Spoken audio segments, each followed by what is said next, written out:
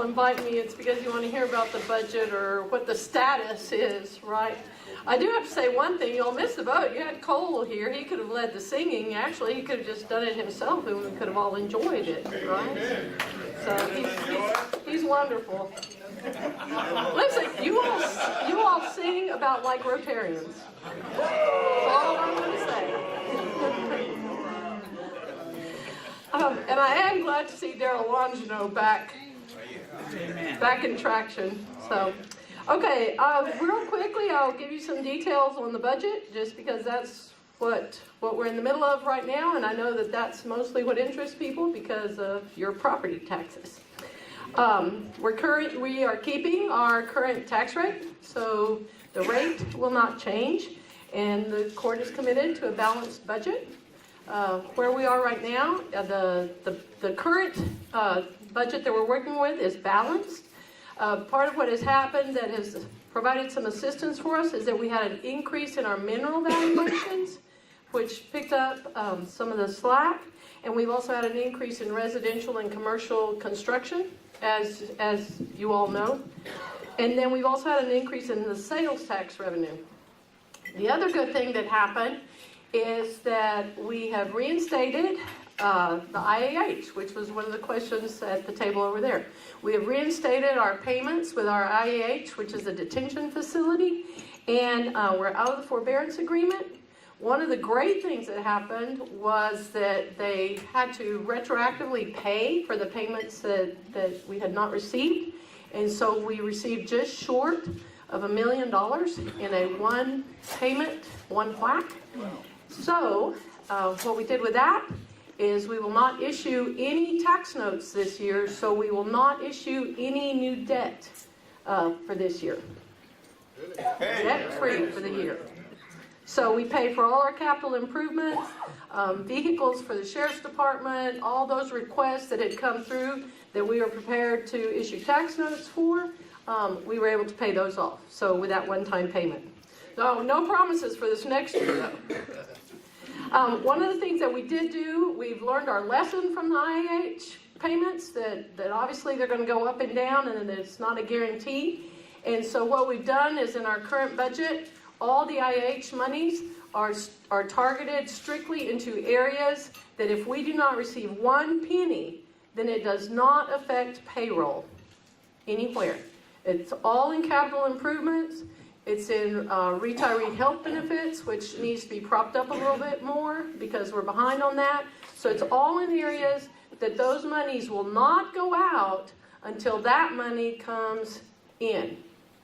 See, so we fixed it to where we're not going to be in the same jam where we were looking at who, losing positions due to attrition. So at this point in time, with this current budget, we will be back to our previous staffing levels, which were stable for the county to operate as seamlessly as possible. Of course, all of y'all have been listening to the legislature and all this screaming and carrying on about capping property taxes and revenues. There is a cap there.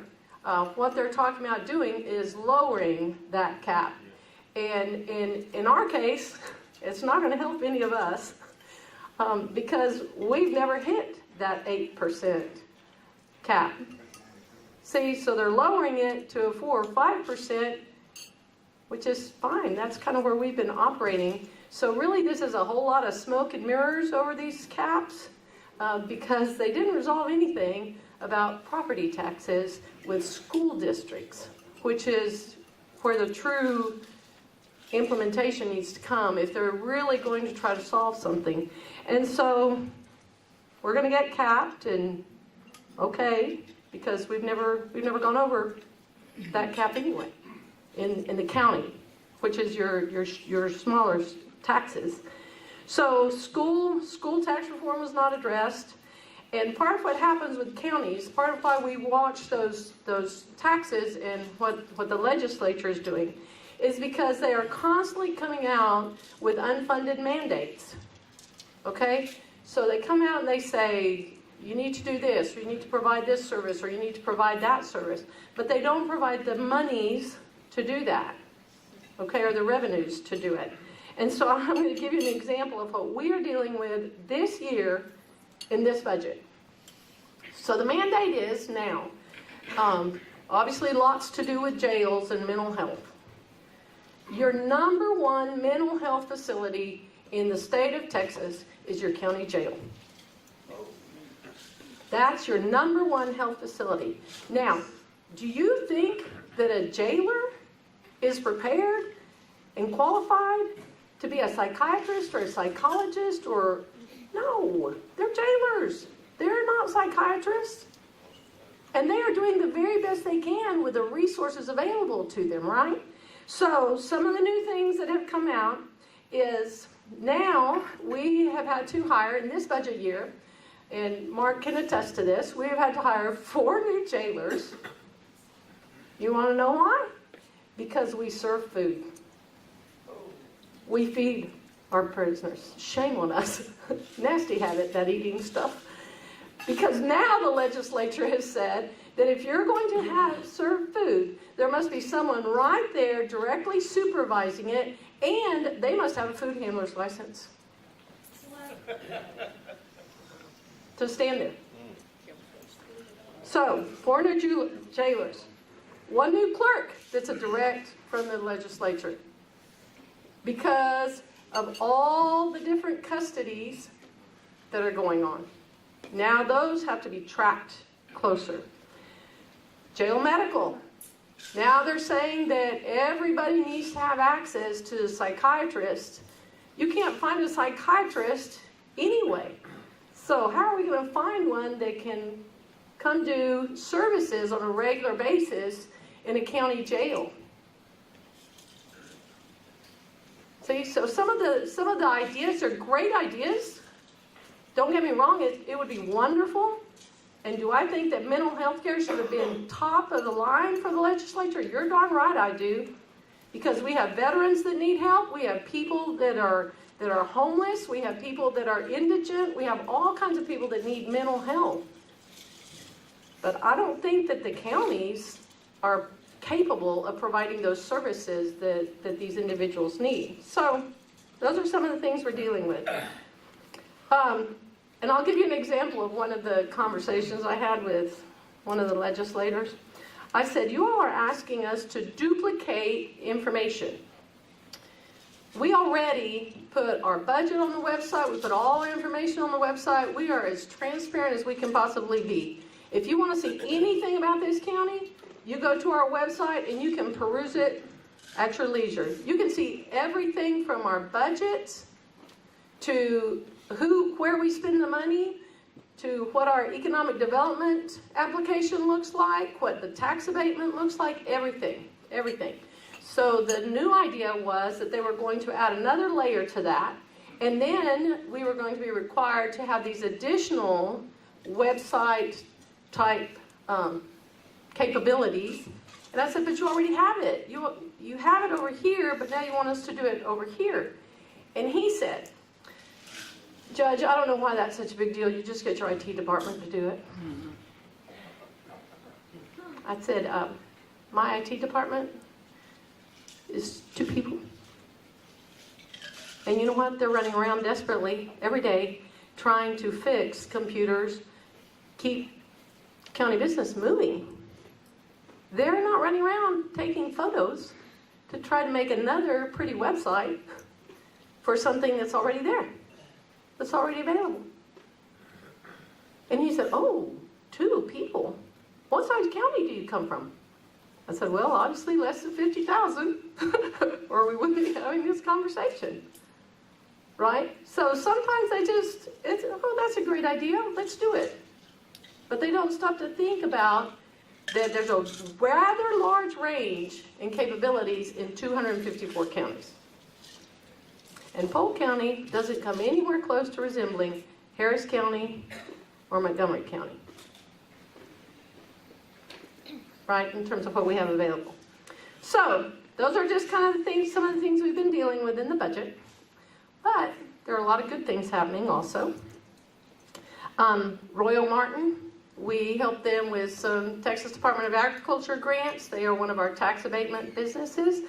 They have currently employed 123 positions out of the 165 permanent jobs that will be available at the Corrigan OSB plant. Those positions all come with great benefits. They're not just your straight blue collar worker. A lot of white collar workers also. The hydroelectric dam is progressing nicely, but you all have someone else that can comment more on that. We finally passed all the hurdles for the federal government, and that is progressing nicely. We have some other interested entities that have started looking at some of our economic development possibilities in our area. NASCLA Entertainment is also progressing. Now they're a sovereign nation, you understand, so that's, we can't take credit or the blame, I guess you could say. But at this time, NASCLA Entertainment is employing 330 people, and they're looking to be at 500 pretty soon. And once again, those are all with great benefits, great packages, and good pay. Matter of fact, they've stolen some of our good employees from the county because of their benefits and higher pay. So, ecotourism is progressing nicely. We've had an increased number of visitors to Lake Livingston, increased number of fishing tournaments on the lake. Our state park, if you have not been out to Lake Livingston State Park, I would suggest you go. They have a fabulous staff out there, and they're doing some really great new programs and new activities. They had like the Birds of Prey programs, just all kinds of programs out there, so I would suggest you go look at it. The state and federal government have now started paying attention a little bit to water quality, especially since Lake Livingston provides drinking water to a lot of other municipalities, mainly the city of Houston.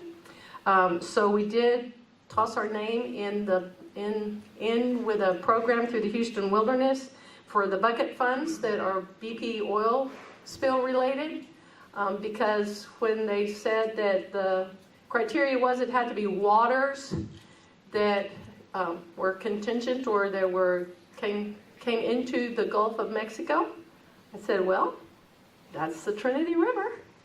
And they said, well, we're not talking about fresh water. I said, but you didn't specify in there, so we put our name in that to try to get some improvements out there. The Texas Master Naturalists and the Texas Black Bass Unlimited, along with the Friends of Lake Livingston, have also teamed up, and the Water Willow project now includes most of our school districts in the area, and it also includes some of the people that are in our state prison here, that are working on hydrology or hydroponics, getting some certifications and some licensing that will help them. And Tom McDonough was the leader, but he has since moved, so he's going to be missed. But Laura Bush has recognized that project as a Texans by Nature. So they're going to receive some recognition and some awards for that project for improving the habitat and fishing. The other thing is if you have not been behind the old hospital, what is now the annex, the annex for the courthouse, we are in the process of building the Senior Citizen Center in Livingston, which will be a really nice facility. Right now, we have a nice Senior Citizen Center in Corrigan. We have one in Onalaska. We do not own the building in Onalaska, but we provide the food and some of the programming. And so that will give us 3 main Senior Citizen Centers where people can go eat lunch and stay and play cards or dominoes. If you want to play a mean game of 42, then head on up to Corrigan to the Senior Citizen Center, and they will teach you a lesson or two. Because of the Corrigan OSB, we also were able to assist the city of Corrigan with upgrading their water and their sewer system. We applied for some community development grants on their behalf, the county did, that is going to allow them to upgrade their water and sewer system also at the same time. And Corrigan OSB also was willing to participate in that so that we could get as good of improvements as we possibly could for them. Other than that, we did start a savings program, utilities savings program. I think I told you all about this last time. We have now completed almost all of that. We've upgraded all of the lighting, HVAC, everything. And what you do with these programs, the way it's set up, it's a state-approved program. And what you do is they guarantee you that your savings in your bills, your utility bills, water, everything, will pay for the new equipment. And so we will take our savings and roll it into payments on the new equipment, and we will have upgraded all of our HVAC and our lighting. We literally had HVAC units that were like over 22 years old. That's pretty old for an HVAC. And part of what happens is if you continue to try to just repair them and cripple along, then your utilities just keep climbing up. It's still operational, but I guess it's questionable to some degree. And so this will be kind of our first budget year to be able to fully implement it and truly get a look at what our savings truly end up being. But we will have new machinery, new equipment, and we will have solved all the problems that we had previously. And the other thing that has now fully implemented, and if you have not signed up, is basically a reverse 911, Blackboard Connect. We had some glitches because at first when we signed up with the National Weather Service, what they would do is every time there was a change, they would send it out, and so all of us had phones blowing up every 15 minutes because it was a flash flood over here or rain over there. So we tweaked ours a little bit, and Larry can speak to this if you want to ask him about it later. What we did is we tweaked ours to where it would only be tornadoes, because we can all see that the creek is rising. And so that's not an issue for us. I mean, that's an issue in Houston where people are driving into waters, right? But that was not one of the main issues for us. Flash floods are not a huge issue in East Texas. They're an issue in South or West Texas. And so we kind of streamlined some of those. So if you have not signed up for that, I would encourage you to do so. Now, I do have to say that the little water spout that jumped up and the little tornado that came on through, the National Weather Service failed to truly recognize it until it had already gone through and hit us. So, okay, anybody have any questions? Yes, sir. I know restoration of the old Foreman building there is not a popular topic, and a lot of people don't want to spend any money to restore the building, but are we doing anything to mitigate further deterioration until someone comes along with money to restore that building? We are right now it looks like a modern sculpture with all the trusses holding it up, the metal trusses holding it up. And we would love to be able to restore that building. The inside of it no longer has the second floor in it at all. The cost is pretty high, but the other thing you need that I'm concerned about also, not just that building, but is the courthouse. Because the courthouse, I don't know if y'all realize this, was built on an underground spring. And so, water comes at us from all directions in the courthouse. It not only comes in, and hits the sides of the concrete and comes down into it, but it gets weepy, from below.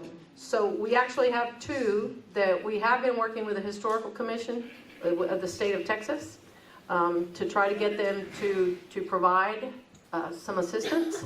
I don't know how many of y'all realize this, but now the Astrodome has been recognized as a historic building for the state of Texas. So that's an awful lot of voters. So yes, we're trying. Yes, sir. My question was about, I know we can't restore, but are we trying to mitigate further damage? to Yes, the sir, we building? are. Okay. As much as we possibly can. Yes, sir. Cindy, you said y'all are building a new senior citizen center. Isn't there one on North Houston, or is it closed?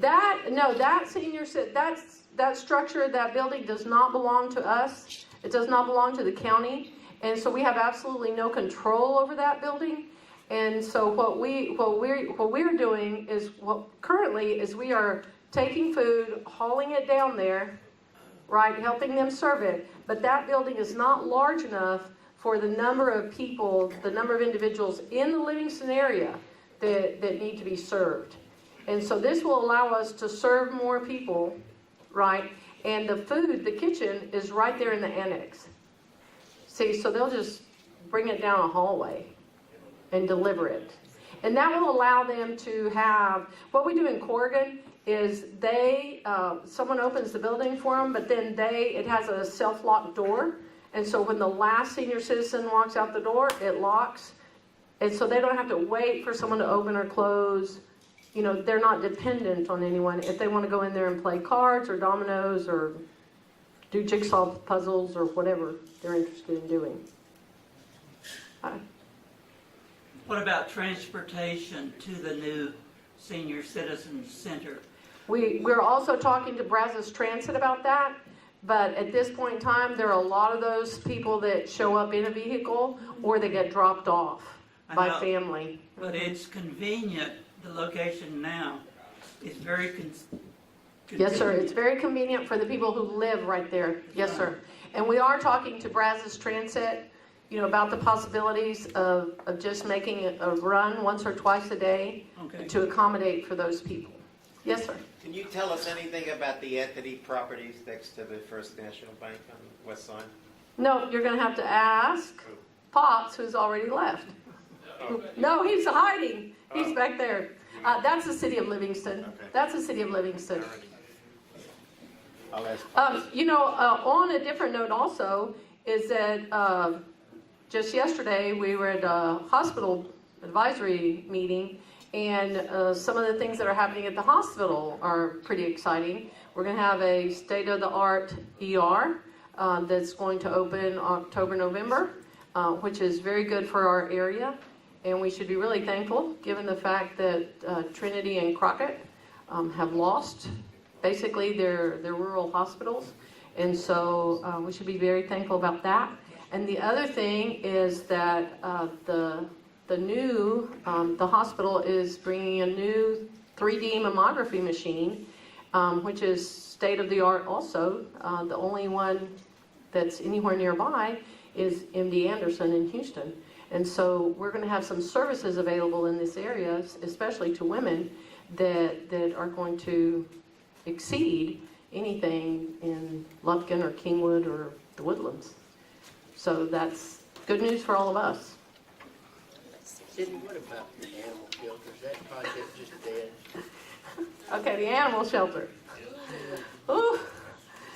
Okay, the animal shelter, we have right now, what we did was we formed a committee of citizens that are going through and evaluating what we currently have, what the possibilities might be.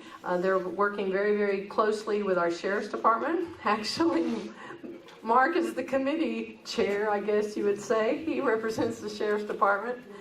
And so, yes, they're coming up with some ideas, because you have to keep in mind that we are responsible for the unincorporated areas, but you still have some issues that are occurring within the city limits of, say, on Alaska, or some of the outlying, especially in some of the little subdivisions that have sprouted up in different areas. That's really where a lot of the problems are coming from. So yes, we are analyzing data right now. We're looking at, how many dog attacks, bites, how many tickets have been issued, where the problems are, so that we can come up with something that everybody can be satisfied with and support.